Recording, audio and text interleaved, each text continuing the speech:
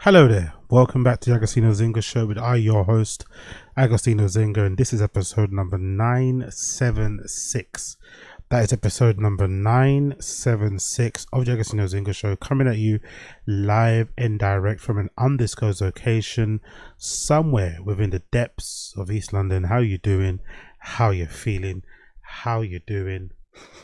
How you feeling? Great. Good to know, good to hear, good to know, good to ... hear. It's been a pretty hectic weekend for me, I'm not gonna lie. Pretty hectic weekend. This past Friday, I decided to head out, which I don't usually do. I'm usually a bit of a hermit, usually a bit of a shut-in, usually a bit of a recluse, but I decided to head out to the one and only Colour Factory for a little bit of Inferno fun. It was their compilation release party. I don't really know much about the compilation, I'm not gonna lie. I probably should do a little reaction to it, but I decided to go anyway for this little compilation release party. And you know what Inferno is about, you know their vibe. I don't have to describe much to you here. I do remember on this particular pod I sung their praises throughout the years I've been there, and I've also uploaded a pretty decent little recording of what went down one time I was in there, which kind of got me in a lot of trouble at the time of doing it, not gonna lie. I do remember one bouncer in particular, or one of those sort of like what are they called, one of those sort of like, I don't know if they're called like safety wardens, I forgot what they called, but they call them a particular name when you go to like a kink party. They called something, some sort of warden person, safety coordinator came up to me and was like, hey, your recording's making people feel uncomfortable. I was like, brother, I'm literally pointing it towards the roof. If you see the video on my channel, you see what I mean.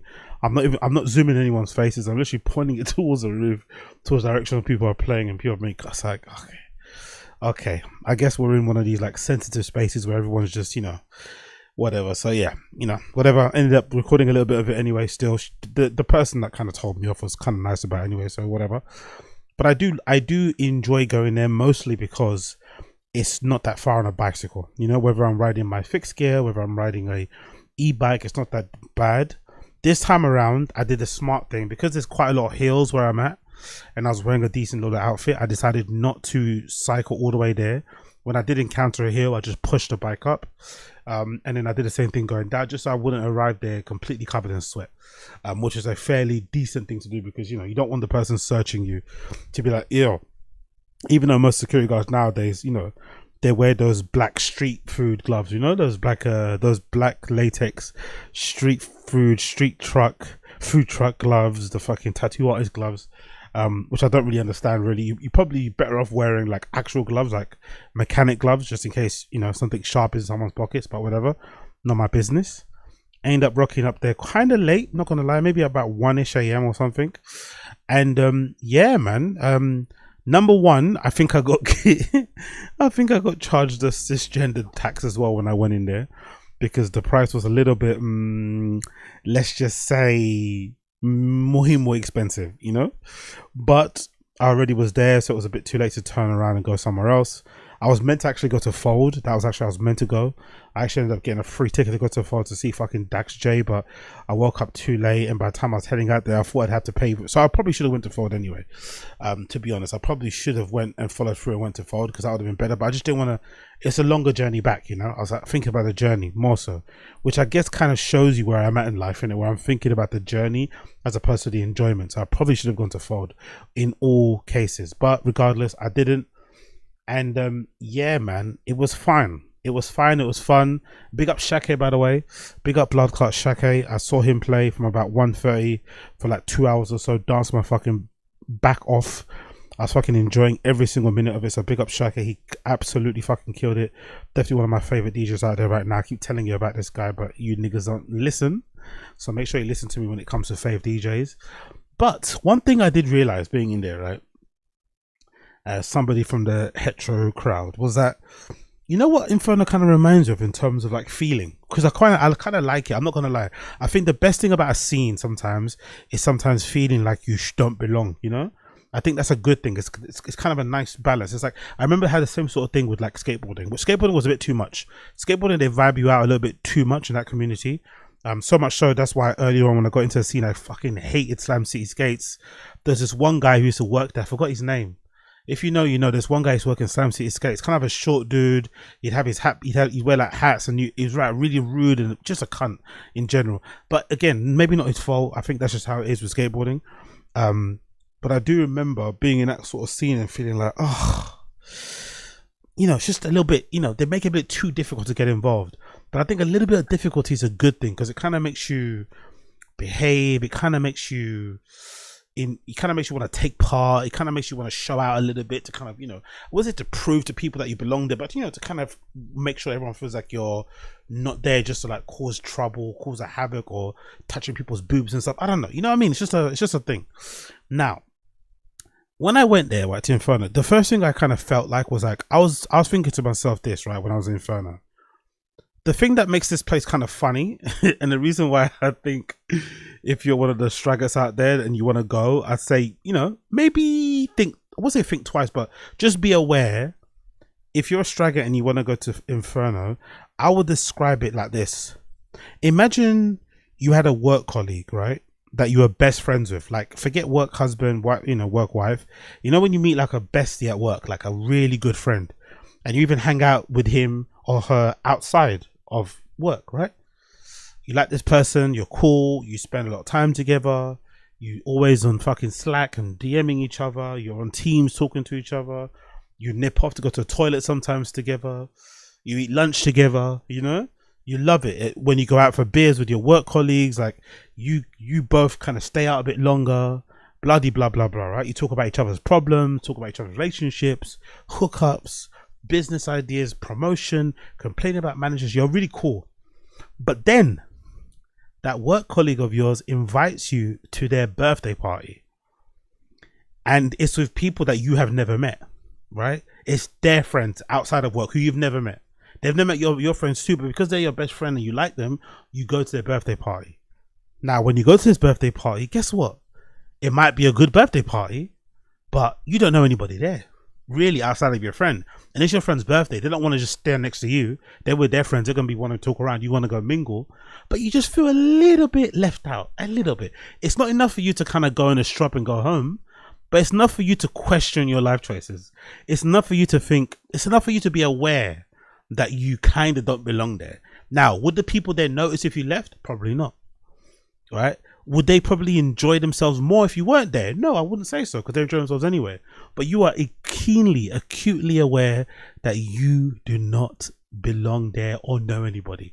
That's the feeling I get whenever I go to Inferno. Now, it also doesn't help that I don't exactly participate, right? Because Inferno is known for being a big, it's sort of like, it's basically a performance, right? It's like a living, breathing hive performance art piece in a way. No, it's actually not that. It's a collective performance art piece, right? Everybody's sort of like performing in their own way with the outfits and shit. Big up this one person in there, right, who, you know, kind of overstepped by thinking that they were dressed up as, like, you know, the things from Stranger Things, the Gorgons or whatever, those monsters. And he's like, no, I'm just a star. I'm like, oh, okay. I'll shut up and stop asking. But there was some interesting interactions that I had, most of which I would say didn't go too well, right? I think I cleared the dance floor a couple of times with some interactions, but I don't know if that was because of my lack of being able to conversate or to hold cold crusher or to not fucking freak out people, or if it was more to do with them being like, you know, a little bit, you know, a little bit stush, which I understand because it's their scene. I'm a guest in there, bloody blah blah. We get it, but the tax that I paid to get in was fucking hilarious, by the way. 33 quid, like, oh. And then once you get in there, you quickly realize that, oh, number one, I should have probably made more effort in my outfit, and number two, this is like their thing, you know, your guest nurse is like their thing, have a good time, but this is their thing. But big up Shake though, really enjoyed Shake's performance. He absolutely smashed it. Got to see a little bit of Brother Set kind of doing his thing over there too. Got to see a little bit of Louis G. Burton as well, two of the co-founders of Inferno, with a nice sort of speech. I'll probably include those clips later on, but which I took on my phone. But all in all, not too bad of a night. Not too bad of a night. Not too bad. Again, Colour Factory is one of my favorite clubs in London, actually, to be honest. Great little vibe. It's sort of like they've changed the layout of it. Like the balcony kind of extends way more out now, which is really interesting. So you kind of have this huge, you kind of have a pretty big dance floor area in the balcony. It's kind of impressive, and you know, like kind of like pushes out a little bit. The stage is really, you know, is really kind of customizable and whatever. You can make it, you know, out to be a booth, out to be a proper stage people dance on, which I didn't really mind as well. And yeah, I didn't mind it. Big up Inferno. I recommend you check out what they do. As you can see, here's a bit of the blurb. It says, this night marks the official launch of Inferno 10 collection, a 25 track sonic archive of all the artists, performers, DJs and visionaries who have kept the fire burning for the past 10 years. Expect DJ sets, live performance from the contributors across the whole globe, weaving together queer techno, trans-led protest energy and raw joy of a community that refuses to disappear, which I love. Room 1 to be Shake Luce Burton, B back of Wax Wings. There was someone called White Pratter who I missed, and Bravo Set who I saw a bit of. Room 2 was Astrid. Oh yeah, Room 2 was actually really good too. I'll put a clip of that as well included. Room 2 was fucking great. Whoever was in there, they absolutely killed it.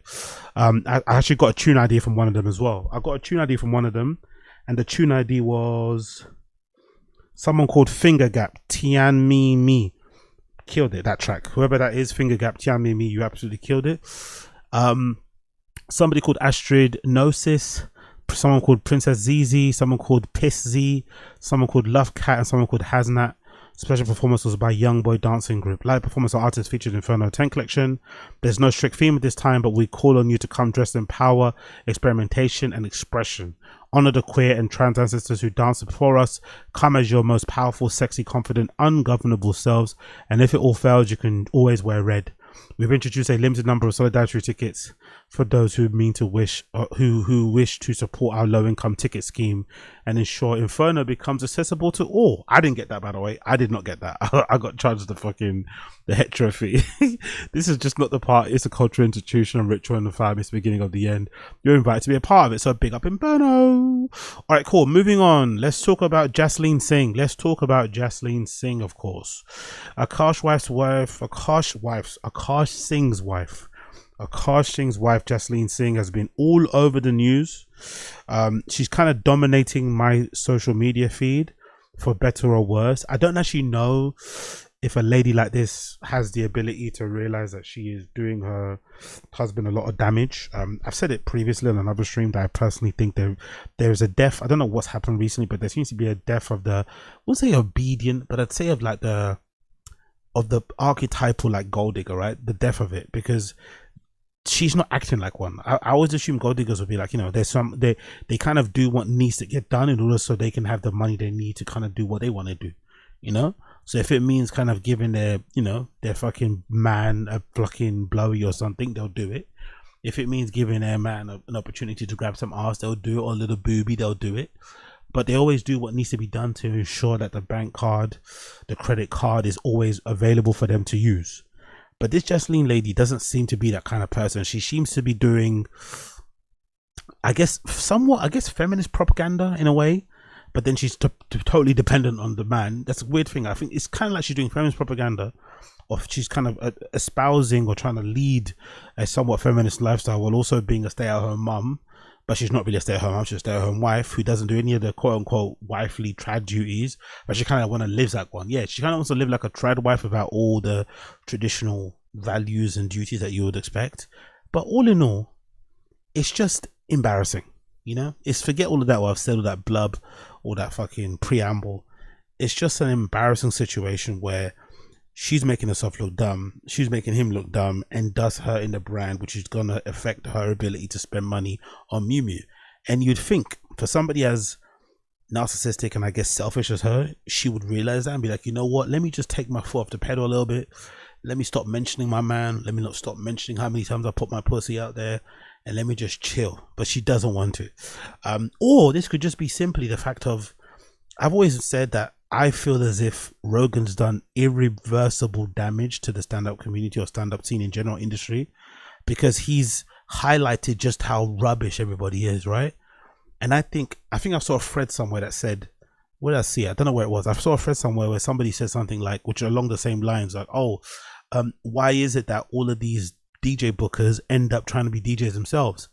And my first thinking was like, that's similar to like the comedy thing, because I think what happens with the DJ bookers is that when you get close to a prominent DJ and you're like, again, you're their booker or their manager, and you just see how much money they make for how little work they do, right? I don't care if you dig for 70 hours, but you know, at the end of the day, DJs perform for an hour, sometimes 4 max, right?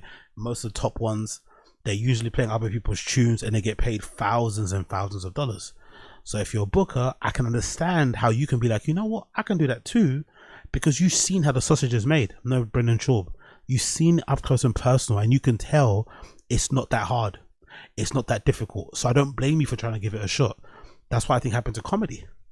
I think Rogan doing comedy and all these guys, it made people think, hold on, if Rogan's out here and he's like the one of the most famous stand-up comedians out there, doesn't mean he's good, but he's one of the most famous ones, and he's making all this money, why don't I try it, you know? So I wonder if this Jasleen thing is the same sort of situation where she's married Akaash, she's seen how easy it is to do, or how, you know, mediocre most comedians are, but they make a lot of money.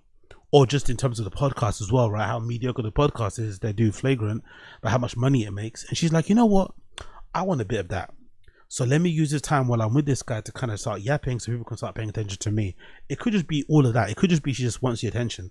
Because maybe we're all overanalyzing this and it's not a thing of like she's trying to disrespect her husband. It could just be she just wants a bit of that attention. She just wants a bit of that moolah herself. And this is where we're at. Well, all of that to say, another big X/Twitter account decided to post another clip of Jasleen. In this one particular, it says that this is a new video that was deleted allegedly, giving advice to college girls to date around and not settle for the first guy they see. I don't know, is it really, I wouldn't say is it advisable, but is this even a topic that you should be talking about? I guess that's what I'd say. Maybe it's a topic you talk about when you're single, but I think when you're married, you should talk about married topics, isn't it? Because there's a lot you should talk about there, because you're living it, you're breathing it right now, you're living, breathing that experience. You shouldn't really be talking about, you know, dating experience when you're single, because you're not. And it's also gonna open a weird Pandora's box. But let's play this clip anyway, and let's hear what she has to say. So do me a favor, to all my brown girls who are starting college, you actually don't have to date the first guy that gives you attention. And believe me, I know I'm speaking from experience, because I was super sheltered in high school, didn't really date, was a late bloomer. So when I got to high school, I was like, when I got to college, I was like, oh my God, it's like open season, and like all these guys are like starting to give me attention, and like everyone's being so social. And literally, like the first guy I met on the first day I moved in, I ended up dating him on and off for a year. Why? You don't have to settle for someone's crusty, dusty son. Like, settle in, get your friend group going, see like where you kind of vibe, and then maybe like wait for the third guy or like the fifth guy that gives you attention, and then like maybe you can like go for that. Because I think like, especially brown girls who grow up really sheltered, it's just like so fun to be in this new environment, to be without your parents, to be like living in dorms and like co-ed situations. And I get the excitement, but don't settle. Like, learn more about yourself before you kind of just like lock yourself down in a situation with a relationship that like probably like won't last that long anyways, because it's usually just like puppy love and, you know, all that stuff. But I'm saying that with the best of intentions. It's gonna be like so much fun. I feel like I had so many fun memories in college, so yeah. Not so bad, to be fair. I think people maybe were overblowing it a little bit on social. It wasn't as bad as I thought it would be. It's the first time I've actually heard this clip, so yeah, I don't know. It's just, I guess now we're at a point now of hate for Jasleen Singh online, where just any clip of her speaking, people are gonna throw a wobbler about, you know, because she's just speaking. Which is kind of fucked up, but she's kind of done it to herself, you know. She kind of can't blame anybody else but herself. But I don't actually think this clip is that bad, really. It's kind of sound advice to give to quote unquote brown girls. Obviously her being from there would, you know, she has a lot of experience of kind of growing up sheltered, somewhat religious, so she probably has a lot to say to them. I don't know about, it's funny because she says don't settle for the first person that you see, or first person that kind of gives you love, but you kind of get the feeling that's what happened to Akaash, though, isn't it? Right? I feel like she got all of her, no, she got some of her, I guess, feet, sexual whatever out of the way. She got some of her, you know, she had some of a city girl life, it seems like, in college. I don't think Akaash did. That's the interesting part, which kind of maybe speaks to how they are acting in a relationship. She's a little bit more, you know, she gives him the ick, and she's kind of playing around and teasing him and mocking him and mugging him off online, whereas he's like super duper in love clearly and is making excuses for her, because maybe this is legitimately the first girl he's ever had, you know, because a lot of guys can usually smell that from a mile off. I don't know if I believe that though with Akaash. I don't know if this is only the first girlfriend he's ever had, or if this is the first girl that he thinks is good looking he's ever had. You know, it's a different. I think it's a different thing. Maybe they're both the same sort of reaction, maybe, but I think they're two different things. Situations to be in. Like your first ever girlfriend, you're gonna be, you know, acting one way, but when you have your first ever quote unquote baddie, that might be a little bit different. You know. Especially when, you know, he probably had I think in the beginning they said they were together when they weren't that successful. When he wasn't that successful, they broke up for a bit, then they got back together again, which, you know, you have to give her credit for spotting some potential in him and coming back, you know, spinning the block. But either way, man, I think we got to a point now with her, it's just everyone just wants her to shut the fuck up, but she also refuses to shut the fuck up because she's a yapper like me at heart. So it's going to be interesting to see in this game of chicken of shut the fuck up, right, who's gonna go first, you know, who's gonna bulk first. It'll be interesting to see who ends up bulking first. Another clip from the same account. So Jasleen Singh admits to her husband that she wouldn't have married him if he made her sign a prenup because it's offensive. Whew. Is it just me, or is the idea of asking a girl to sign a prenup incredibly offensive? And only one way. Like if I asked someone to sign a prenup because I had some like booming business, then I would be like, yeah, can you just sign this prenup because like I don't want to like lose all my money. But then like if a guy asked me to sign a prenup, I would be like, I would call off the wedding. Like I would literally call off the wedding. You would have called off the wedding if I asked you to sign a prenup? Yeah, like I'm not even joking. I had no real ability to, since you were with me when I was broke. But it's just like I think it's because guys don't like, in general, like they don't hold the same like values that women do in terms of like loyalty. What? In general, like I'm not saying like, you know what I mean, like. Okay. Like I feel like guys in general just like aren't as loyal, and like guys cheat more. You're a sexist. That's the thing. I'm a feminist. That's what we code it as, but you're a sexist. It's Whatever. Giving sexist.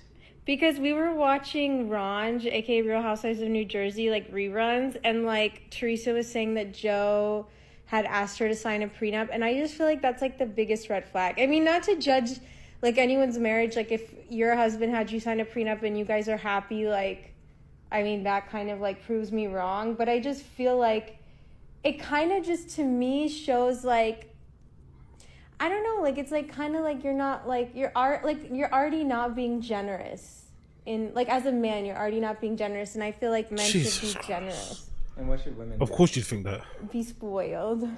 Okay. Where should they be generous?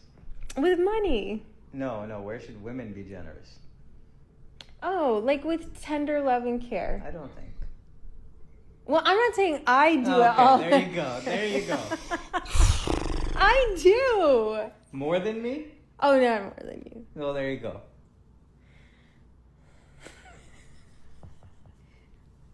We saw that. We saw that. Don't think we didn't see that.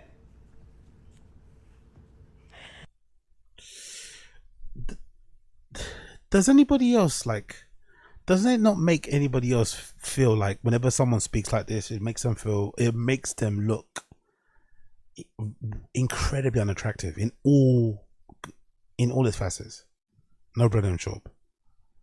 Surely, when a person speaks like this, but then I guess it depends, isn't it? If you want a type of relationship where it's kind of, there is that sort of weird monetary exchange thing, I don't know what's going on, maybe that's okay. But for me, I just feel like it's just, forget a red flag. It just, no matter what you look like honestly, no matter what you look like, it's kind of hard not to get that out of your head, you know? It's almost like if on a first date, you know, you're dating somebody and they just told you about a train that got ran on them in passing, like, you know, you're just joking around, or no, you're just having a conversation about maybe your past sexual experiences, and they're like, yeah, and I had a train ran on me. Oh my God, it was so crazy. Like, don't get me wrong, I didn't do Lily Phillips or Bonnie Blue numbers, but I got up there. Just imagine someone said that to you in passing and you really like them. It would be pretty hard for you to shake that out of your head, you know? You can't ever not see just a queue of guys whenever you see her, you know? You just picture her just getting, like, you know, Eiffel Towered and shit and more. You know, you just cannot get out of your head. So yes, maybe you'll be able to get with them, but it's just something you just can never shake. It'll be a nagging little feeling in the back of your head every time you look at them. And I think the same thing goes with this sort of conversation. Be like, I know it's kind of, because, you know, don't get me wrong, they are clearly joking. I don't think she's being entirely serious, but it would make me feel away. It would legitimately make me feel away. I'd be like, oh, I don't know. We're just starting, man. Like, you know, we're just starting this marriage journey, and you're like already like this. It's just an interesting way to be. I just wonder with someone like this though, right? Where clearly it seems like all she wants is like a human ATM. Why not just work for yourself then and get money? Especially nowadays, like, girls can find so many ways, especially if you think you're quote unquote attractive. There's so many ways online where you can make a lot of like money. Maybe doing ungodly things. Maybe you would have some little bit of shame. Maybe she might get disowned by her family, which is why she ain't doing it. But I would think if she has so many problems with men in general, with prenups, all this stuff, right? Just, I don't know, be single and do your own thing, innit? Have your own empire, spend whatever you want on yourself, do that fucking Pokemon, that live streamer, and buy yourself an engagement ring, do all that sort of nonsense stuff, and you'll be fine. You don't need anybody, really. Clearly, you already demonstrated it. I don't really understand why she's doing this, really, you know? It kind of feels like she kind of gets a bit of a kick out of the mocking the guy on social media, and he also maybe gets a kick out of like people seeing, look, she's funny, she's a bit crazy. Yeah, I guess, bro. Yeah, I guess. It just never stops with them, innit? It just clearly never stops with them. Anyways, moving on from that one. Let's talk a little bit about this incredible clip somebody shared on the Joe Rogan subreddit, which I thought needed to be shared with you guys, depicting, I think it's Australian, if I'm not mistaken. Big up the Australians, very, very funny bunch of people, very funny nation of people, actually. It's a little bit of a skit parody, taking a piss out of dude podcast, bro podcast, similar to what I do here. And yeah, I feel very seen, but I also feel very triggered when I watch this. I'm not going to lie. I feel very seen, I feel very triggered, I feel very insulted, but I agree with everything that's depicted in this little parody video. Big up the person that made this. This is so good. Crackdown on podcasting.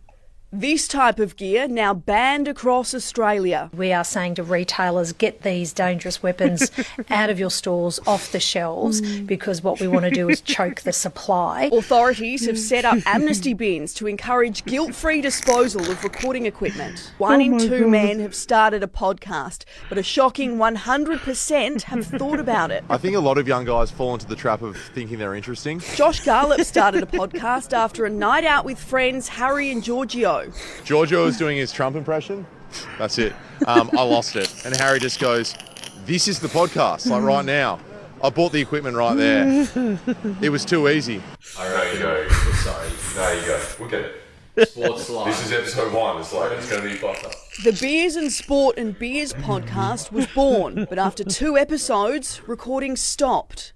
No one listened, and if they did, they were really mean. We thought we were going to be the next Theo Von. There'll be 251 podcast bins across Australia in hotspots like Bondi, Cremorne, run clubs, and most importantly, private boys' schools reunions. You don't even need to know anything, just buy the stuff. It's Luke awesome. Bailey, a philosopher. Luke Bailey and friends Tom and Diesel run the D&M podcast and say the amnesty will save lives. You wouldn't believe the amount of people who've messaged us saying that they listened to an episode and said that they've wanted to walk out into traffic. So then I said, let them. There are concerns an outright ban will push the industry underground and that the bins will be targeted by wannabe podcasters. Anyone caught behind a mic after November 30 will be shot in the head. Podcasts now in the podpast. So fucking good, honestly. So fucking good. Big up the Aussies, man. A literal nation full of some of the most funniest people you'll ever meet. I swear to God, legitimately so funny. Without even trying, by the way. Without even fucking trying. But that's hilarious, right? Anybody sat behind a mic after a certain day is gonna get shot in the head. Oh my God, so good. The podcast amnesty bins as well. That was a nice touch on it. The podcast amnesty bins was a fucking great fucking touch. What was it? What was the pod called? The Beers, Sport and Beers podcast. It's fucking brilliant, man. The Beers, Sport and Beers. Tim and Guy are up against it. It's only the second watch and Beers pair are in too deep water already. They already got cancelled after the second episode. It's fucking brilliant, bro. Fucking brilliant. But big up these guys, man. I absolutely enjoyed it. I loved it. I'll put the link in the description for those of you who want to check it out. There'll be a link in the description for those of you who want to check it out. And talking about interesting clips, look at this one. If you're going to talking about interesting clips, sorry, this is a good one, right? This features Sam Harris, I think on Trigonometry. If I'm not mistaken, basically going at Daryl Cooper, one of the guys who interviewed on Rogan, and just kind of going at Rogan. And it's an interesting shift. You're seeing a bit of a vibe shift with a lot of these people. And there was that famous video, right? That intellectual dark web video where Sam Harris and a few other people are out at dinner with Rogan and Eric Weinstein, and I don't know who. There's loads of people there in the fucking table, and it feels like a lot of those people have sort of like splintered off and done their own thing. But one of the people that I feel like has definitely turned their back on Rogan or criticized him the most has definitely been Sam Harris. Now, the thing I don't like about Sam Harris is that he said a lot of I wouldn't say bad things, but maybe mean things against Rogan. But he still sat here wondering why Rogan won't return his phone calls. You're wondering why Rogan won't return your phone calls, why he won't have you as a guest on his show, despite all this shit you've spoken about him recently. It's like, come on, brother. You know what you've done. You know what I mean? Just have to kind of take that on the chin, accept it for what it is, but you can't be sat here truly wondering why Rogan won't have you on the show. You know exactly why. But let's play this clip anyway.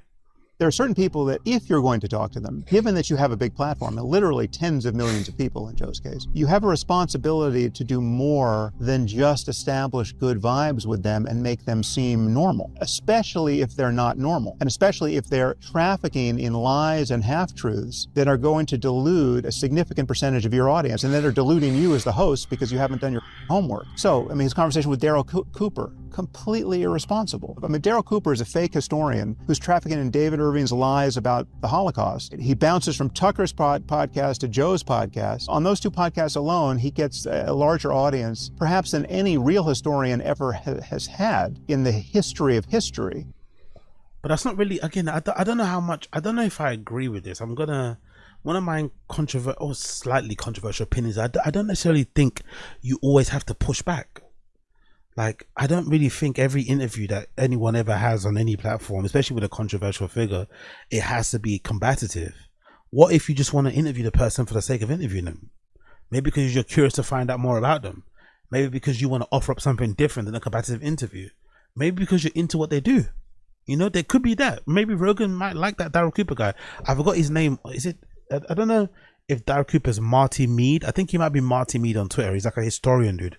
I think so. He's Marty Mead. He makes his really long form podcast where he talks about history and shit. He's the one that went famous because he's mentioned something about Hitler not being that bad or something, right? He said something about Hitler not being that bad. Let me just see if I can find that fucking clip actually. He mentioned something about Hitler or something like that, if I'm not mistaken. Let's see if I can find it on fucking Twitter. But in general, I don't necessarily think Rogan was bad for like not pushing back on the guy. All you need to do is kind of read up on him yourself and you'll find out what it's about. Where is it? Is it Hitler? Yeah, there we go. Let me see if I can rub it in. Bear me a second here. Daryl Cooper. Let's see. Did they say Hitler? There we go. Tucker's a master of dark arts, but from time to time he slips up. The difference to how is... Okay, cool. There we go. I think, okay, I think this might be the clip, right? This might be it. I think one of the clips where he got kind of semi-cancelled for and what people felt Rogan should have pushed back on. I think it was this. No, this is a Tucker Carlson one, but this is Daryl Cooper anyway, regardless. The reason I resent Churchill so much for it is that he kept this war going when he had no way to go back and fight this war. All he had were bombers. He was literally, by 1940, sending bomber fleets to go firebomb the Black Forest, just to burn down sections of the Black Forest, just rank terrorism. It's the greatest scale of terrorist attacks you've ever seen in world history. Why would he do that? What was the motive? Well, Churchill's got a long and complicated history. I mean, he's somebody who that was the wryest smile I think I've ever seen. Yeah. Well, look, I think on one level, there was a sense that Churchill was sort of humiliated by his performance in the First World War. Yeah. But then you get into, why was Winston Churchill such a dedicated booster of Zionism from early on in his life, right? And there's ideological reasons. But then as time goes on, you read stories about Churchill going bankrupt and needing money, getting bailed out by people who shared his interests, in terms of Zionism, but also his hostility, I think his hostility to, put it this way, I think his hostility to Germany was real. I don't think that he necessarily had to be bribed to have that feeling. But, I think he was, to an extent, put in place by people, the financiers, by a media complex that wanted to make sure that he was the guy who was representing Britain in that conflict for. Okay, you kind of get the gist of what it's about. I don't think that was actually the one. There's one with Rogan. I don't want to scroll too much because I might get some clips I don't want to see. This might be it, right? Yeah, there we go. I think this might be it. Where in Berlin, going on and on and on about how we're going to kill the Jews, and the German people said, "Right on, let's go do it." That was the speeches that are out there where he is talking about the Jewish question. Almost all of those are internal Nazi party rally speeches. They're not him. He had to be careful about that. In 1938, which is pretty far down the line, when Kristallnacht happened, it was kind of a nationwide pogrom against the Jews in Germany that was launched primarily by Goebbels, the propaganda minister. But there was outrage in the German cities. People in Berlin, a lot of the places, were outraged by what was going on, and Hitler had to actually get on the phone with Goebbels and say, "Cut this shit out. This is not good." Not because he loves the Jews all of a sudden, obviously, but because this is bad propaganda. People are. Anyway, you get the gist.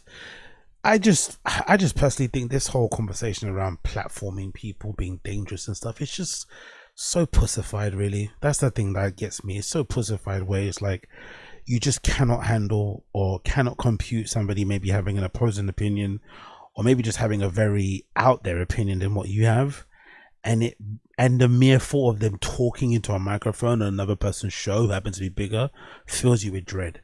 If there's people out there that listen to Daryl Cooper and seriously think that Hitler wasn't that bad, they were always bound to get twisted that way anyway. They didn't really need a Daryl Cooper to come along. They probably had already twisted, weird ways of looking at the world, interpreting things. No one's going to be suddenly, brainwashed into agreeing with this guy just because it doesn't happen that way. It really doesn't work that way. And I'm also just a big believer of just having things spoken, in public, aloud, amongst people, having these fucking terrible maybe ideas or viewpoints spoken in public, so that everybody can kind of call it out for what it is. The person maybe can learn from it or not, but you can identify, okay, cool, that's the whack job over there, that's a sensible person over there. But we all have to be able to share the same, for lack of a better term, not to be sounding like Elon, but we all have to kind of have access to the same public square. If we don't have access to the same public square, we can't be able to call out who the intelligent, who the reasoned, who the idiots, who the whack jobs are from each other. If we're just all siloed in these little kind of clumps where we've got these little safe spaces where only our people are allowed to say this here, it's come on, man, come on, just grow up. It really is never that deep. And you're never going to convince me, words are violence. I think violence is violence. Words can be dangerous, fair enough, but let those dangerous things be said in public so that we can identify what danger is. But I'm not going to be threatened by somebody having an opinion that I don't necessarily agree with, that I don't necessarily align with any way, shape or form. I'd rather you speak about this stuff openly, and then we can kind of go from there. And I think he suffered a lot of reputational damage for this. I'm not going to lie. I think people look at Daryl Cooper like a bit of a whack job anyway. I don't think exactly he kind of benefited from this in any way, shape or form. So I think it kind of worked out for all. Yo, big up my OG, big up my legend, big up my hero, big up my North Star that is Nigo, former founder of legendary streetwear label Bape, who has now launched the streetwear's first ever IPO. Streetwear's first ever IPO for his name brand, for his new brand anyway, that he has now called Human Made. A few years ago he sold Bape to the IP company. I think it's a Chinese conglomerate if I'm not mistaken. That was when he was going through a lot of, like, you know, financial problems, basically because he just spent too much money on Bape, right? He had various cafes, various stores around the world. The interior design of the stores was incredibly high. He spent a lot of money on his own kind of, you know, hobbies and habits and shit and collectibles and whatever else over the years. He just basically ran out of money, and he essentially had to sell the brand in order to kind of keep out of bankruptcy. But obviously we've suffered as fans because Bape is now a shell of its former company of what it used to be. It's absolutely terrible now. Like, there's nothing to buy from Bape apart from, I think I saw they made like mechanic gloves recently. I think they released a snowball jacket recently too, the iconic one that you see Biggie wearing in that t-shirt one time. There is that Biggie t-shirt they dropped, but in general Bape has been pretty shit across the board for the last few years. But Human Made has been really good. He just keeps it very small. You don't really see Human Made stocked in a lot of stores. I don't think so. Although I think, if I'm not mistaken, they did improve the sizing. I think the sizing is quite European. It's not only that Asian sizing, so the stuff, you know, an XL fits like an XL, as opposed to back in the day when XL fit like a medium. But it's just really good stuff in general. I really like Human Made. I like what they do, but it doesn't really get a lot of light or a lot of attention. But I guess quietly in the background they've been doing some good business, because you don't IPO if you're not doing good business. So this is courtesy of Business of Fashion. This is Streetwear's first IPO explained. Human Made shares beginning trading in Tokyo on Thursday, a milestone in streetwear's evolution from a subculture trend to a mature fashion category. So let's check this out. It says Japanese streetwear brand Human Made has released its biggest drop yet, an initial public offering on a Tokyo Stock Exchange. The clothing label Bape founder and current Kenzo creative director Nigo, which also boasts Pharrell as its second largest shareholder and creative advisor. Really? I didn't know that. Well, I guess he has minimal input because Human Made is really good and Louis Vuitton by Pharrell is pretty shit. I guess he must have minimal input. He must have minimal input as an advisor. Anticipate a raise to 17.8 billion yen, which is 115 million. Bloody hell. It's anticipated to raise $150 million. It marks the first time a streetwear label has gone public, and it's the first major IPO since Montreal's Group Dynamite in November 2024. Human Made shares will begin trading in the middle of the historic bull run for Japanese soy stock. The Nikkei index has been the Nikkei index, you know.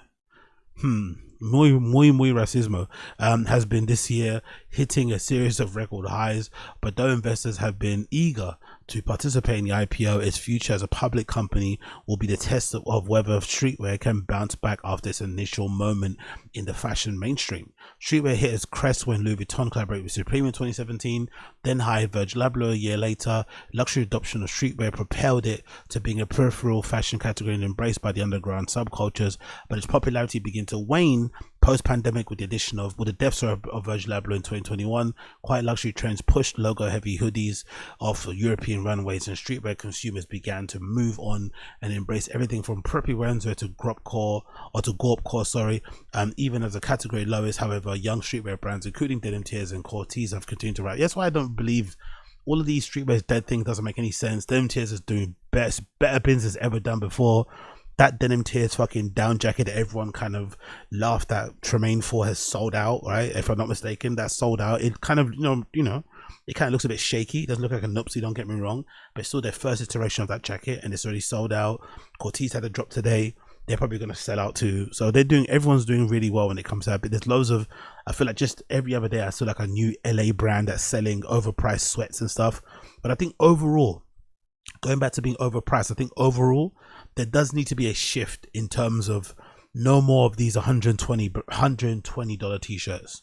Unless you're actually making your t-shirt cut and sew, unless the blanket itself is incredibly high quality, tight neck hole, great material construction, on point fucking stitching, label all done, then no one should be selling their t-shirt for $120.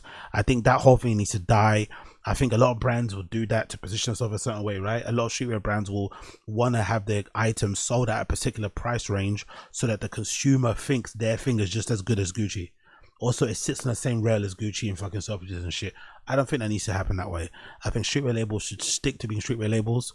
They shouldn't try and play the fashion game, because the fashion game is fickle. The fashion game doesn't really respect them, really. You know, it's just a trend for a lot of those guys. All the fashion people think streetwear people are, you know, bottom of the barrel people with not that many great ideas and blah blah blah blah. But I think the beauty of streetwear is that kind of, it's low entry bar of entry, by the way, but there's an option for you to be super creative and to kind of push the boundaries and shit. But you should always be trying to, once it get back to the quote unquote kids, but it should always be a thing of like, hey, you can get this, you know, it's a hand-in-hand sale. But it shouldn't be $120, $400 for a t-shirt. Maybe that's actually Demna's fault, you know, my G Demna. Maybe that's partly Demna's fault for introducing, like, you know, the $1,000 hoodie, the $500 fucking t-shirt. But we don't need any of that. We don't need any of that, I could say. But what do I know? Let's continue. This is an image of a newly opened Human Made store in Korea, South Korea. Great to see there. Yeah, what makes the 15-year-old Human Made label, they say here in the article, different from the younger streetwear brands is grown through streetwear's boom and bust is its founder with decades of experience. While its revenue shot up for 1.8 billion yen in the fiscal year, in the year ending of January 2025, Human Made has also hired high-level executives to companies like Uniqlo to manage a growing business. Okay, cool. So basically, Nigo's learned from what he did at Bape, and he's hired people that actually know what they're doing, you know? Or maybe this is to do with Kenzo, I don't know, but it looks like he's hired actual operators, you know, people that have fashion industry or clothing business sort of like experience to kind of run the company. And then he could just kind of focus on designing cool shit. Another reason why the brand seemingly been immune to the wider streetwear world's ups and downs is the direct ties of the larger luxury industry. Nigo currently serves as creative director for LVMH owned Kenzo, while Pharrell is currently Louis Vuitton's creative director for menswear. I wonder if that's going to be a progression plan. I wonder in the future they'll kind of move Pharrell aside and bring, if Nigo did Louis Vuitton. If Nigo did Louis Vuitton, God almighty, it would be shut down. It would be fucking incredible if he did Louis Vuitton. I'd fucking love that. He would absolutely kill it. But, you know, who knows? Who knows? There are them, of course, there's fucking Pharrell. He's never going to let go of those flares, isn't it? Pharrell thinks going to be buried in flares at this rate. I feel like Pharrell's wore these flares more than he wore that fucking Vivienne Westwood hat, right? That he also killed. He's slightly a killer of trends. Although he's, you know, he kind of pushed trends himself, he slightly does wear trends down into the ground. So now he's on this flare tip. I think he's going to be buried in flares. But yeah, it's kind of annoying. I'm just pissed off with the boot cuts and the flares. Just enough. But anyway, moving on. And the global star power has attracted significant Japanese investment firms such as the Asset Management One, the Minoru Fukuda partner, and the APAC co-leader for the consumer goods, as well as retail practice of the global consultancy Kearney. Notes that the investment from traditional Japanese financial players signals that investors anticipate Human Made to be a company with long-term potential growth, regardless of whether or not streetwear is in vogue. Exactly, because it's made by Nigo, maybe someone that gets it. They're going to be successful regardless, or they're going to be important regardless. It continues, says here, this business that Nigo and Pharrell created is very robust. Big up DSP, fuck DSP. Strong profitable business, said Fukuda, noting that the brand's growth is operating profit margin with which was 28% in the first quarter of 2025 fiscal year, puts it in the same class as successful luxury brands. Human Made says it plans to proceed with its IPO to open more stores beyond the 12 it currently already operates, and acquire more brands. Some analysts are making the next global fashion brand to come out of Japan. Love it. I've watched Japanese consumers brands for 30 years, and I haven't seen a brand that have building blocks of stability, as Human Made, says Michael Corsten of Japan Consuming, a retail research agency that focuses on Japanese consumer markets. How Human Made may evolved Bape's approach to streetwear. Human Made's IPO arrives nearly 30 years after Nigo launched Bape inside a trendy Harajuku boutique. Big up Nowhere. The brand pioneered scarcity and collaboration marketing tactics that continue to define hypes today. Nigo launched Human Made in 2010, shortly before he sold Bape to IT Limited Company. Human Made gained momentum within the streetwear, not solely releasing graphic tees worn by Pharrell or hype collaboration with branding with Adidas to Shake Shack. It also attracted robust consumer base beyond hypebeast by releasing Americana-inspired products with Japanese craftsmanship, such as selvage jackets, as well as vintage workwear silhouettes with looms in Japan. While almost all streetwear brands today offer a breadth of styles beyond t-shirts and hoodies, revolving consumer, Nigo's legacy as streetwear pioneer dating back to the 1990s creates a broader consumer that stretches beyond teenagers to middle-aged adults. Bape has more focus on young and underground scene, whereas Human Made is much wider, says Loic Bizel, a Japanese-based retail consultant. It's more so making something that's easy to wear for teens, but also easy to wear for someone that is 30 to 40 years old. Yeah, it's true. It's got quite a wide appeal. Although a lot of Japanese labels, even like, you know, something like, I forgot the name of it, but there's quite a lot of them anyway, that have this weird thing where the brand does kind of appeal to a lot of ages, or a wide age range, but for some reason the lookbooks are always dominated by or populated with super young looking people. I'm not really too sure why that happens in Japan. I think they purposely go for really young looking kids, but they tend to also be dressed in brands that you would assume people that are 40 and up will be into, you know. So, you know, I guess it is what it is. But in general, you know, you can't really go wrong in any of this you see here, from a denim jacket to the chore jacket to the overshirt. These are all stuff that, you know, whether you're 18 or 48, you're going to be into. The brand's product range, which includes everything from coffee mugs to suede outwear that retails over 1,000, has resonated with American consumers and tourists coming to Japan. According to IPO filings, tax-free sales accounted for 37% of the sales during the first quarter of 2025 fiscal year. Nearly 2/3 of the sales came from outside Japan, and the key markets include South Korea and China. Fukuda said that the global appeal makes the brand attractive to investors in Tokyo because Japan's domestic fashion market has been shrinking. So it doesn't really dominate in Europe, isn't it? Interesting. A lot of its kind of reaches still just Asian countries. I like that. That's kind of cool. I'm not gonna lie. They've kind of become this big without really, because that's the thing, I don't really see much of Human Made in London, you know, really and truly. I might see the odd person with a toe or with a t-shirt or something, but you don't really see a lot of it in stores in general. While Human Made operates the same luxury scarcity and model propelled by Bape and Supreme, it has also maintained a growth streak by operating less like an underground label and more like a traditional fashion company. Unlike Bape, where a lot of it was trial and error despite its success, it feels like Nigo learned from those mistakes by building a business that's very sustainable.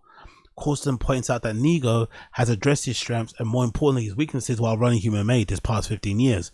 As Nigo mentioned in a 2011 interview about Bape's sale, the designer acknowledged that business wasn't his strong suit, but within Human Made, the label's executives include former brass from such as Fast Retailing, Mitsubishi, Sanrio, and Corsten believes it gives investors more confidence. Yeah, exactly. That's how it should be.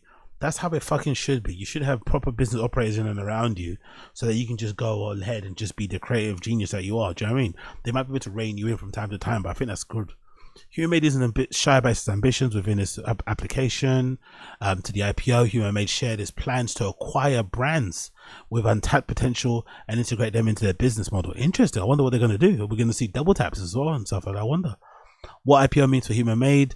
Of course, the drawbacks of going public puts Human Made's business under more regulatory scrutiny, and previously impacted the image of Supreme after it sold to privately traded VF Corp in 2020.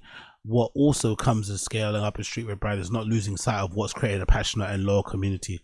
Yeah, maybe the quality will decrease, maybe it'll grow, maybe there'll be a lot more duds now, maybe consistency won't be as great, but still I think it'll be better because, you know, people like myself will be able to get a hold of it a lot easier. Fukuda says Human Made have set themselves up for post-IPO success with a strong direct-to-consumer business. Its many celebrities' endorsement and Nigo's reputation mean marketing costs a near zero. If and when the streetwear rebounds, Human Made will be at the front of the pack, he said. Corson also believes that the excitement investors have for Human Made may also influence other Japanese fashion brands to build up their companies and apply for IPOs in their future. I love that. I love that if that was the case. But yeah, big up Human Made, man.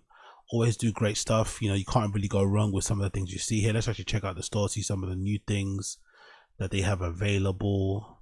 Most of it sold out, from like a glass that's sold out there. An undercover collaboration denim jacket. That's fucking brilliant, by the way. Beautiful, isn't it? That's a beautiful denim jacket. Made under human cover with the fucking teddy bear logo on the back. Yeah, you can't really go wrong with that shit, man. Nigo never stopped. Look at that button as well. Look at that little detail of the button. The heart-shaped button on the denim jacket pocket there. Human Made, of course, embossed there on the buttons as well.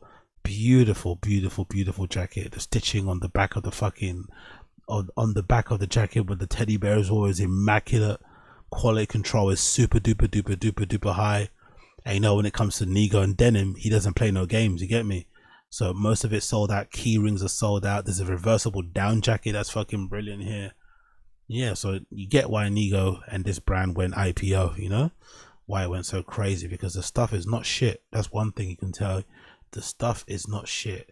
Fleece is here. We got rings as well he's making. Crazy. Actually, I want to see some of the outerwear. Forget all this stuff. Let me see the outerwear. Let me see what he's thinking about jackets. Oh, that flannel is actually kind of nice. Oh, look at that flannel. Beautiful. Look at the pearly buttons. Or not the pearly buttons. Look at the, I forgot, what's that fucking thing that they do usually with glasses? The brown sort of effect.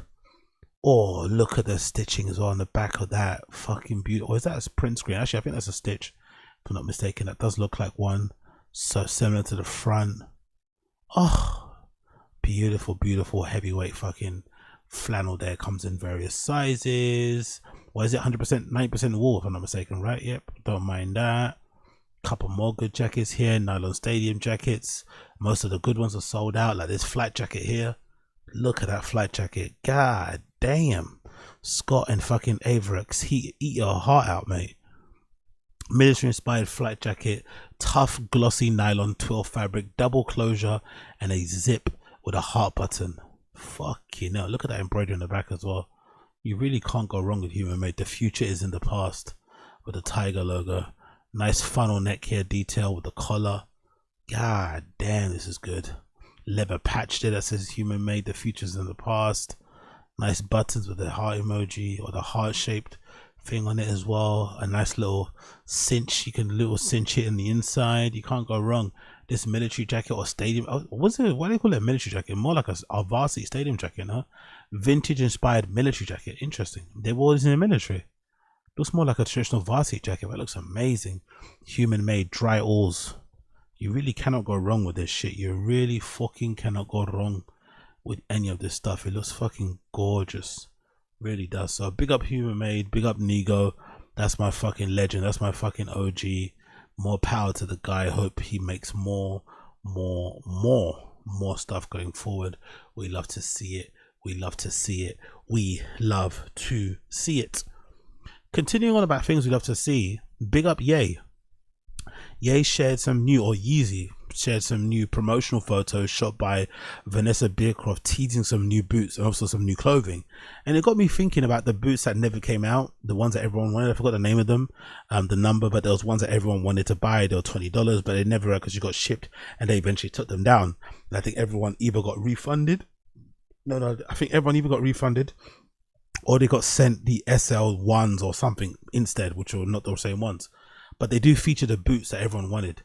So here you got an image of the model wearing something in all white, hands in the pockets, hands touching the vest, or hands on the zip, sorry, the hoodie.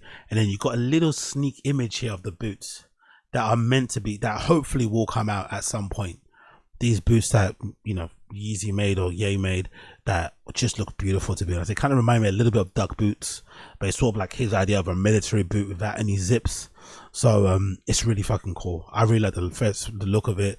I like that because it's all like one, I guess it's, I won't say it's one piece, but because it's somewhat maybe vulcanized is not the right word, but because it's all, but because maybe it's made in two pieces, maybe put together, you got this really nice thick sole where there's not real clear line where the midsole and the footbed sort of meets. It kind of gives this really exaggerated, thicker kind of silhouette. Although maybe your foot might not be that high up, it still makes it look really, really chunky and high. And yeah, I can't wait to see what they end up looking like in person. They're going to be really popular when they do eventually drop. Not sure when they will drop, don't get me wrong, but when they do eventually drop, I think these are going to be one of the most popular YEEZY shoes to come out, because everyone nowadays is into the boots, right? From the fucking Timberland hype to the Balenciaga strike boot, I feel like it's still getting a lot of attention. The other boot, which everyone wore, the ones with the massive heel, or the ones that are just super thick in general and really high, those are really popular too. So I feel like the boot trend isn't going to die anytime soon. And we're in winter now, so, you know, there's no better time to don some boots than now. No time to don some boots than now. But it also got me thinking a little bit about this announcement, this I up and coming announcement, this coming soon announcement from fucking Matthew Williams regarding a pair of boots that he also is designing for his namesake brand, because now Matthew Williams is now no longer at Givenchy. He's now doing his own thing, and I think, if I'm not mistaken, he's gonna launch his own namesake brand instead of working with Alix, which is not a part of anymore. He's doing his own thing. And one of the things that he sort of like launched, and to kind of give you a bit of a sneak peek, I'm assuming this whole entire outfit by this lady is obviously what he's going to be designing. But the main thing are these boots, which look eerily similar to the first sort of like, thing that we saw from Ye when it comes to his YEEZY boots. These look eerily similar. Eerily similar to the boots that Ye never end up shipping. Which I forgot if I could find them out. What were they called again? YEEZY boots. Let's see, is it deleted from store? I forgot what the name of them was called. Or it was a particular boot. It was like which one was it? That's the one that got deleted. So this one was called the SL03. So the SL03 was the one that was deleted, that we never actually got, because I don't think they actually made it into manufacture. But the shoe that you see here from, I don't know, from what's his name, Matthew Williams, why does it look super similar to this? Especially the tread, the way the tread is, that little line at the front, the little seam line. So I wonder if the reason why we didn't get it is because maybe this was a Matthew Williams design thing that he wants to put out himself first, and Ye maybe decided to kind of take them down, respect his friend and kind of do his own thing. I'm not too sure, but they do look weirdly similar. They do look weirdly similar. Maybe just, Matthew Williams took inspiration from Ye. They did work before, or Matthew Williams did previously work for YEEZY, so maybe there's some overlap there. But they do look really fucking similar to each other. I wonder what the hell is going on with these guys, with these shoes, because they do look really similar. But he says they're coming soon. I guess we have to wait to see when they do drop. I think he's wearing them here as well, right? In this picture, yeah, he's wearing them here in this picture too, where he's wearing all white. You kind of see the same boots that he kind of previewed. This was a bit different though. These ones have like a metal toe cap. I think there might be slightly different to the one he shows there. That these have a little bit of a metal toe cap there. Matthew Williams' version. They have a bit of a metal toe cap, as you can see there, or some sort of seam. I'm assuming it's going to be a metal toe cap. Who knows? But yeah, he's previewed him for a while. There we go. Yeah, he's previewed him for a while. He's previewed him already for a while. So not too sure what's going on here. Not too sure, but I'm eagerly anticipating this new release of stuff he's going to be dropping soon for his own brand. Full new collection, fit crazy. Yeah, I guess. I'm eager to see what it looks like in person. Eager to see what it looks like when he eventually does drop it. But big up Matthew Williams. Big up. Oh, those cargos are good. Okay, there's a better look at them. There's a better look at the boots. There's a better look at the boots. So you got some lines, some splits. Yeah, maybe there's a slight difference actually. Maybe there is quite a lot of difference to those and the YEEZYs actually when you do look at them up close like that, with all the contrast, and you see all the sleeves and stuff. I don't know. I guess just wait and see when they do eventually drop. I guess we'll have to wait and bloody see. There has been actually a lot of discussion around whether Ye is going to be bringing back the iconic YEEZY. Is it 950? If I'm not mistaken, right? It's the iconic YEEZY 950 boot. I think that's what I'm talking about, because he was sat with the interview recently with that guy you just saw there, and he briefly discussed, some things, and people looked down at his feet and were like, oh my god, the 950 duck boots, right? The famous legendary boots that we all know and love may be coming back again. I don't necessarily think that's true. I just think he got an old pair of duck boots, so he probably purchased out in Japan because he's been living there for a while. That's usually the home of where you can find loads of brand new old stuff, right? Loads of archive vintage things that you never thought you could easily find. You could always find on there. I remember when I used to buy like old Supreme and shit. I used to love checking out Yahoo auctions, right? JP, for like old vintage fucking Supreme, babe, stuff from years ago that you thought you could never get. You find some person selling it in the original bag, with all the hang tags on it from like, I don't know, spring 1999 collection. Fucking insane. So I think Ye most likely went to a consignment store, went to a vintage store, and found a pair of his boots that he did with YEEZY time ago, and just end up wearing them. He likes wearing the same boots for a long time. I don't necessarily think he's bringing them back, under the YEEZY umbrella. I don't necessarily think so. But this is a cool little interview that he did with one of these kids on the street that I thought was funny. All right, AJ, Mystery Fashion is who I'm here with, and where you from? I'm Ye, I'm from Shy. Okay, we see the outfit, man. Rate your outfit from 1 through 10 and let me know what you're wearing. Oh, it's always a 10 out of 10. Okay. I got the original YEEZY 950 boots on. Crazy. I got the, Gosha did the pop-up today, so the rest of it's all Gosha. Okay. Yeah. What's a fashion trend you regret participating in? Life. Brilliant answer, innit? Fucking brilliant answer. Deadpan as well. What's the worst fashion trend you regret participating in this life? I fucking love it. But yeah, everyone's getting too excited about this. I know the Yeezy site also updated a few of their, because they're now including these really cool fit pics. And I think they updated the model to wear a pair of the boots, which I think are just Ye's boots. I'm not mistaken. I think it just might be his own personal boots, or they got some more boots. But I don't necessarily think this means that we're going to see the 950s anytime soon. I don't think so. I'm assuming Adidas probably owns the fucking IP of those boots anyway. But I don't think we're getting them. I think we might get those boots that we saw earlier that I mentioned. But I don't think we're going to get these 950s anytime soon. I think people are getting excited over nothing. I think people are getting excited over nothing. I think these are just old boots put on a model to make them the shoot look cool and shit. And that's all it is. I could be mistaken though. But let's also not lie and say the Yeezy fight is fucking sick now, isn't it? Look at the sections they've got. They've got different sections for new, men's, women's, slides and accessories, obviously. But there's loads of different pieces. I think there's some of them as well, all $100 if I'm not mistaken, right? There's some really cool leather pieces, as you can see, in terms of hoodies and shit. There's bomber jackets. There's nice zip-ups. I'm not too sure when any of the stuff would ship, by the way, because I think all this stuff is like made to order or like drop shipped, so you're gonna have to wait a while to get a lot of it. I think that's the one thing I see a lot of people saying that they're getting really quickly are the slides. Allegedly, if you order a pair of the slides, they come pretty rapidly. I'm assuming because they could probably push those out and pump those out pretty rapidly as well. But yeah, some of the stuff is really hard. Like, look at this anorak I really love as well, with the fur hood, $100. You can't really go wrong with that one. Easy design. They got gloves, mechanical gloves, body suits. Look, they got a camo version of this jacket as well that I mentioned with the fur hood. I'm not really the biggest fan of jackets with fur hoods, by the way. I already mentioned, I feel like whenever I see a jacket with a fur hood, especially a short one, it kind of makes you feel like, Mary J. Blige or Jennifer fucking Lopez. As much as I want to be a baddie, I don't want to look like one walking around the street, you get me? Especially the way my batty is sized. But yeah, there's some good stuff here that you can see. Hoodies, jackets, leather jackets, jumpsuits, shorts and shit. Loads of cool stuff added. I really like these SL02s, not gonna lie. I've seen a lot of people on YouTube review them and not be too happy about them, but I kind of like them. I kind of like them. I think they'll be pretty good airport shoes instead of wearing Crocs, They're pretty decent airport shoes, I'm not gonna lie. I kind of don't mind the SL002s, but they might be an acquired taste for a lot of people out there. All one piece, right? There might be a bit of an acquired taste, but I don't mind them. What else we got here? We got glasses, the SG02s, a bunch of people got those too. I think they come in like a silver box, if I'm not mistaken. So these are pretty cool. They got a little strap on the back to kind of keep the glasses on your head and shit. Come almost like a mechanical type of thing.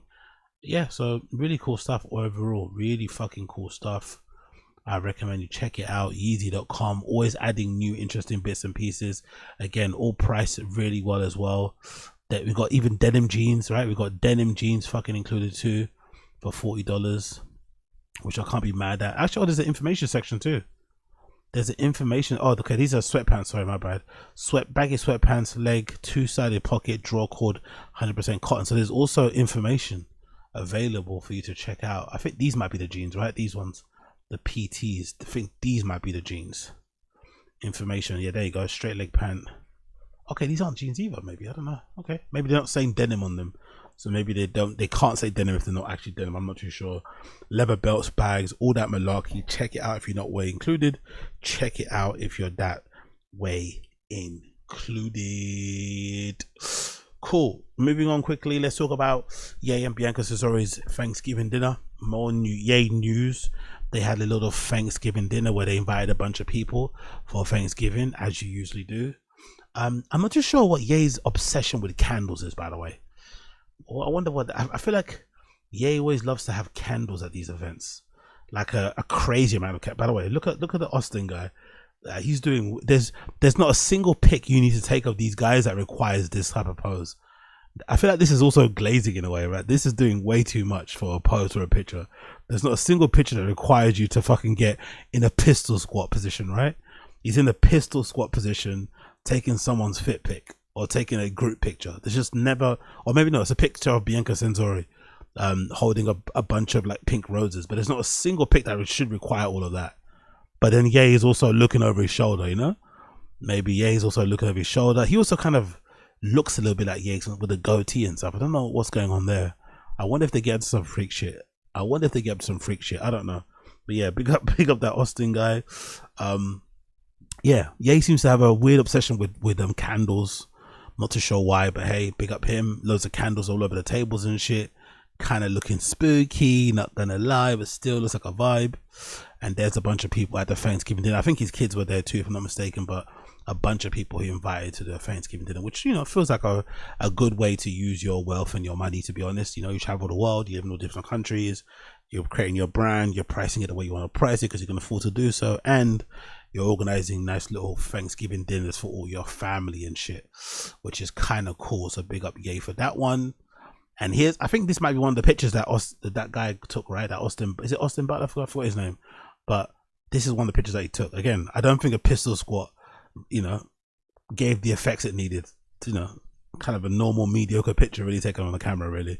Nothing that crazy. So I'm not really too sure if that pistol squat was needed. I'm not going to lie. But still, big up them.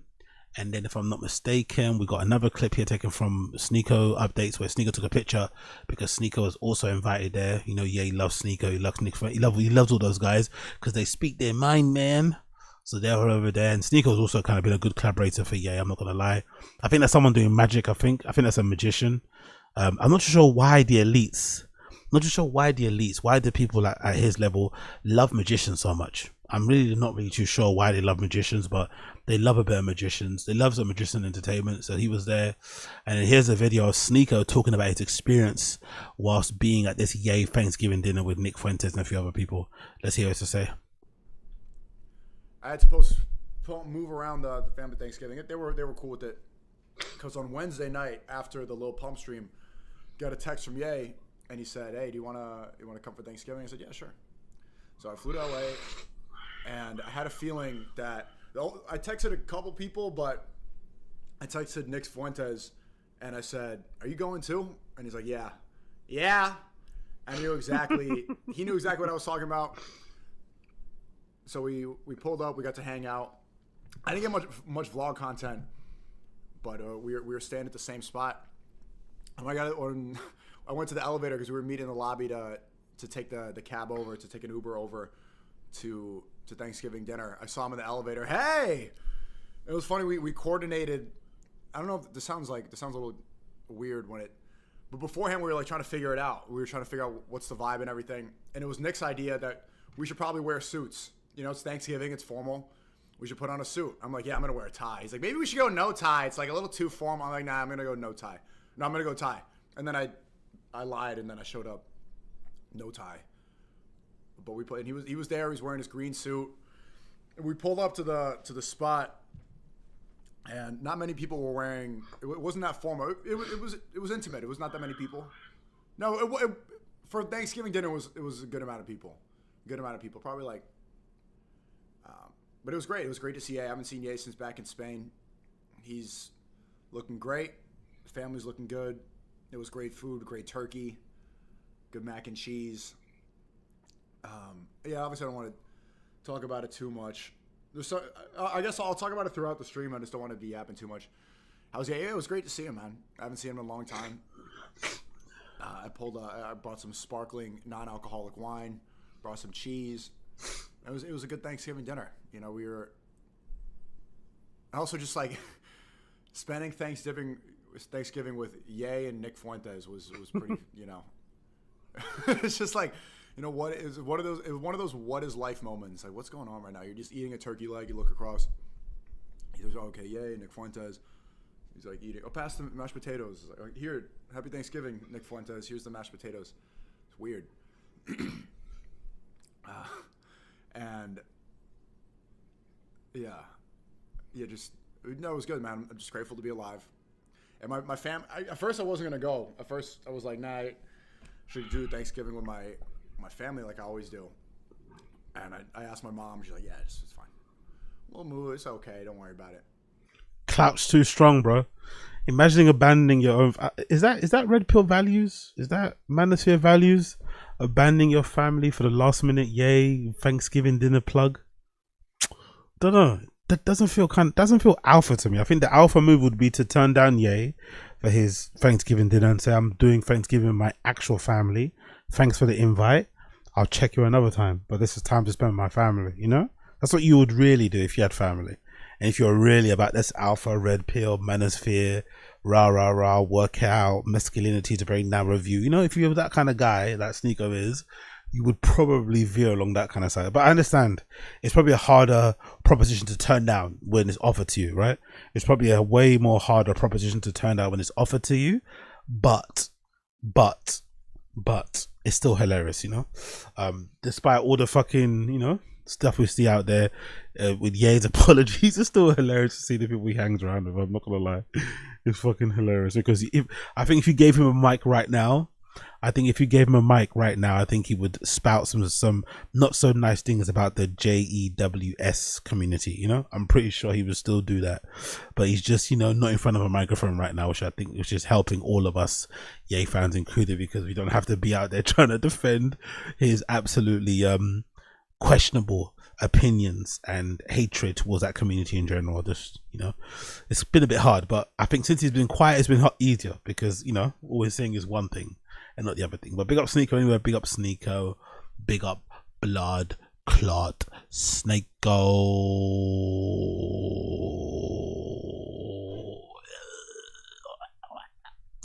Okie dokie. That has been the Akaash Singh Show episode number 976. Apologies for the quick one, but I just thought I'd just squeeze one in just before I head over to the random show, which you will be able to switch over to live. If you're watching this live, you don't need to do anything. You'll be redirected to the random show now.